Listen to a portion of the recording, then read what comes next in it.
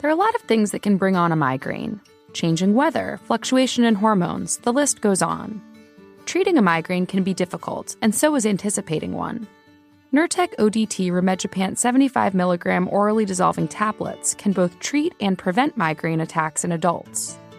If you're prescribed, be sure to ask your doctor if 2 8-packs per month could be an option for you. Nurtec ODT is approved for the acute treatment of migraine attacks and preventative treatment of episodic migraine in adults. Don't take if allergic to Nurtec ODT. Allergic reactions can occur even days after using and include trouble breathing, rash, and swelling of the face, mouth, tongue, or throat. Most common side effects were nausea and indigestion stomach pain. For full prescribing information, call 1-833-4-NURTEC or visit nurtec.com. Talk to your doctor or HCP about Nurtec ODT. Hello. From Wonder Media Network, I'm Jenny Kaplan, and this is Womanica. This month, we're talking about women of science fiction. These women inspire us to imagine impossible worlds, alien creatures, and fantastical inventions, revealing our deepest fears and hopes for the future. Today we're talking about the queen of the pulps, a woman who drew sci-fi magazine covers so risque that readers assumed she was a man. Let's talk about Margaret Brundage. Margaret was born in 1900 in Chicago. Her father passed away when she was young. She was raised primarily by her mother and grandmother, who were both devout Christian Scientists. After graduating high school, Margaret enrolled at the Chicago Academy of Fine Arts. She studied fashion for 2 years, but left before completing her degree. By 1925, Margaret had a job in the fashion industry, drawing designs using pen and ink. Margaret also took part in the world of Chicago labor activism. Across the city, people were coming together to talk about how society could change, and Margaret was among their ranks. She was passionate about advancing equality through art, and she would often go to the Dill Pickle Club. The club was a speakeasy where people would come together to talk politics, art, and current events. The regulars included Upton Sinclair, Emma Goldman, and F. Scott Fitzgerald. It was at this club that Margaret met Byron Slim Brundage, a leftist revolutionary who she married in 1927. Margaret and Byron had one son together, but Byron was mostly absent, and Margaret raised her son with the help of her mother. By the 1930s, Margaret's career as a designer took a dive due to the Great Depression.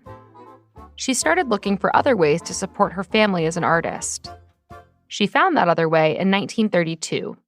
She turned to magazines, specifically Weird Tales, a Chicago-based sci-fi pulp magazine. Margaret presented her portfolio to the editor, and she was hired to design their covers. Weird Tales published stories that ran the sci-fi, fantasy, and horror gamut. Alien encounters, ghosts, the occult. Their authors included sci-fi legends in the making like H.P. Lovecraft and Ray Bradbury. Margaret didn't know much about sci-fi when she started working at Weird Tales, but she quickly learned what was appealing to audiences. Margaret's covers usually featured provocative scenes of young women caught up in some kind of wild situation, like a woman on the brink of being captured by a winged monster. The women Margaret drew were alluring and sensuous. Often, she drew them to be partially or fully in the nude. These drawings were soft and almost glamorous looking. This was in part because Margaret drew with pastels at a time when other illustrators used paint. Margaret would read the stories and sketch out a few options for the cover. When the editor made his choice, Margaret would then get to work on the full pastel illustration.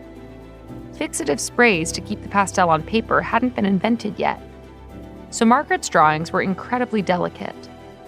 To get them safely to the Weird Tales office, she would place them in a small box with a cardboard backing and hand-deliver them. She signed the drawings M. Brundage, and most readers assumed she was a man. Margaret's covers were not without controversy. Some readers criticized the covers for their blatant sexuality, and when readers found out that Margaret was a woman, that caused even more outrage. People just couldn't imagine that a woman could draw such risque scenes. But Margaret could, and throughout the 1930s, she sold more than 60 cover illustrations to Weird Tales. In 1938, the magazine moved its headquarters to New York. Margaret continued to draw covers for the publication here and there for a few years before eventually stopping. She remained in Chicago living with her son and making art. Margaret's work was never as widely circulated. She died at the age of 75 in 1976. She was largely forgotten in the pulp scene. But Margaret's work was brought to the forefront again in 2013 when the book The Alluring Art of Margaret Brundage was published, introducing her bold and provocative style to a new generation. All month, we're talking about women of science fiction. For more information, find us on Facebook and Instagram at Womanica Podcast. Special thanks to Liz Kaplan, my favorite sister and co-creator. Talk to you tomorrow.